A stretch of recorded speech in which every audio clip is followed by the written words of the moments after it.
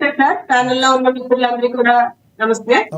Sir, బెదిరింపు రాజకీయాలకి పునాది వేసిందే వైసీపీ ప్రభుత్వం సార్.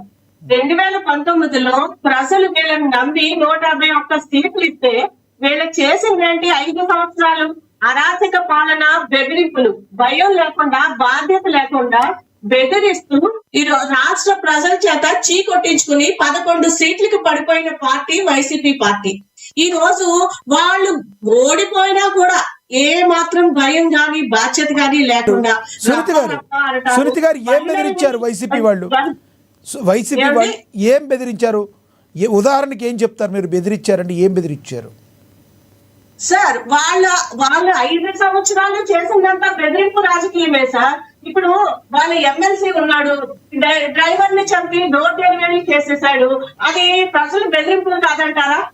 చెప్పండి. డాక్టర్ సుధాకర్ గారు ఉన్నారు, ఆయన పరిస్థితిని ఏ విధంగా అంటే ప్రశ్నిస్తే ఈ రోజు జగన్మోహన్ రెడ్డి అరాచక పాలనని ఆ రోజు వాళ్ళ ప్రభుత్వంలో ఎవరైనా ప్రశ్నించారు అంటే వెంటనే వాళ్ళ మీద బెదిరింపు రాజకీయం, అరాచక పాలన కేసులు పెట్టడం, ఇదంతా బెదిరింపు రాజకీయం కాదంటారా? బాధ్యత లేని పాలన కాదంటారా? భయం లేని పాలన కాదంటారా? చెప్పండి. సోషల్ మీడియా కార్యకర్తల్ని, టీడీపీ సోషల్ మీడియా కార్యకర్తల్ని వైసీపీ పాలనని ఎవరైనా ప్రశ్నించారు అంటే వాళ్ళ మీద అక్రమంగా కేసులు పెట్టి వాళ్ళని నిర్బంధించడం బెదిరింపులు కాదంటారా? జోగి రమేష్ ప్రతిపక్ష నాయకుడైనటువంటి ఆనాటి మాజీ ముఖ్యమంత్రి, అప్పుడు మాజీ ముఖ్యమంత్రి చంద్రబాబు నాయుడు గారి ఇంటి మీదకి కర్రలతో దాడికి వెళ్ళడం బెదిరింపులు కాదంటారా? టీడీపీ పార్టీ ఆఫీసు పైన దౌర్జన్యంగా దాడి చేయడం బెదిరింపు కాదంటారా? రౌడీయిజం కాదంటారా? ఇవన్నీ చేసింది వైసీపీ వాళ్ళు, వైసీపీ ప్రభుత్వంలో జరిగినాయి. కాబట్టే ప్రజలు వీటన్నిటిని గ్రహించి 151 సీట్ల వైసీపీని 11 సీట్లకి చీకొట్టి దిగజార్చేశారు. అయినా కానీ వాళ్ళు ఏ మాత్రం కూడా భయం లేకుండా ఈ రోజు వాళ్ళ కార్యకర్తలు ఎలా ఉన్నారంటే ఒక గర్భిణీ స్త్రీ కడుపులో కనే పరిస్థితిలో వాళ్ళు ఉన్నారు ఈ రోజు. ఇవన్నీ బెదిరింపులు కాదంటారా అండి? ఇక మాట్లాడితే రెడ్ బుక్ అని లోకేష్ గారు గురించి వీళ్ళు మాట్లాడతారు. అంటే రెడ్ బుక్ గురించి లోకేష్ గారు పదే చెప్తున్నారు. ఏం చెప్తున్నారు? అందులో ఏం చెప్తున్నారు? ఒకసారి చట్టాన్ని ఉల్లంఘించిన వాళ్ళకి చట్ట ప్రకారం అంటే ఆనాడు సునీత గారు ఇక్కడ ఒక పాయింట్. సునీత గారు మీరు అన్నది పాయింటే. లోకేష్ గారు అలాగే అన్నారు, చట్టాన్ని ఉల్లంఘించిన వారిని ఈ రెడ్ బుక్ లో నోట్ చేసుకుని చట్ట ప్రకారం శిక్షిస్తామన్నారు. ఇప్పుడు జగన్మోహన్ రెడ్డి గారు కూడా అదే అంటున్నారుగా, చట్టాన్ని మీ చేతిలోకి తీసుకుని ఎవరైనా కూడా అన్యాయం చేస్తే వాళ్ళని వదిలిపెట్టమంటున్నారు. అది బెదిరింపు ఎలా అవుతుంది? పవన్ కళ్యాణ్ గారు, నారా లోకేష్ గారు జగన్మోహన్ రెడ్డి బెదిరిస్తున్నారని ఎలా అంటారంటే మీరు ఏం సమాధానం చెప్తారు? సార్, ఇప్పుడు వీళ్ళే కదా అనేది బెదిరింపు రాజకీయాలు చేస్తున్నారని. మరి అదే మాట ఈ రోజు జగన్మోహన్ రెడ్డి అంటున్నాడుగా, చట్టాన్ని ఉల్లంఘించిన వాళ్ళకి చట్ట ప్రకారం శిక్ష పడుతుంది అని చెప్పేసి.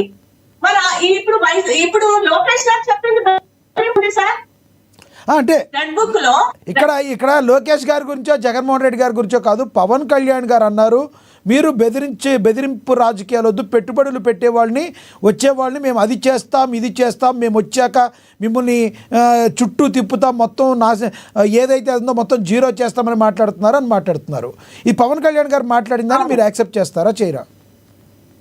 యాక్సెప్ట్ చేస్తున్నామండి. పవన్ కళ్యాణ్ గారు మాట్లాడింది 100% కరెక్ట్. గతంలో ఒకసారి చూడండి, కియా పరిశ్రమని అక్కడ ఉన్నటువంటి ఎంపీ, ఆయన పోలీస్ అధికారి ఎంపీగా ఉన్నాడు, కియా పరిశ్రమని వేలు చూపించి ఏ విధంగా బెదిరించి వాళ్ళని ఇటు రాష్ట్రం నుంచి కియా పరిశ్రమ వెళ్ళిపోయే పరిస్థితికి తీసుకొచ్చాడు అనేది మనందరికీ తెలుసు. అప్పుడు అందరూ కూడా రాష్ట్ర ప్రజలందరూ కూడా చూసాం ఏ విధంగా వీళ్ళు పరిశ్రమలను బెదిరిస్తారు అనేది. ఈ రోజు వాళ్ళని చూసి ఉన్న పరిశ్రమలో వెళ్ళిపోయినటువంటి పరిస్థితి ఆ రోజు.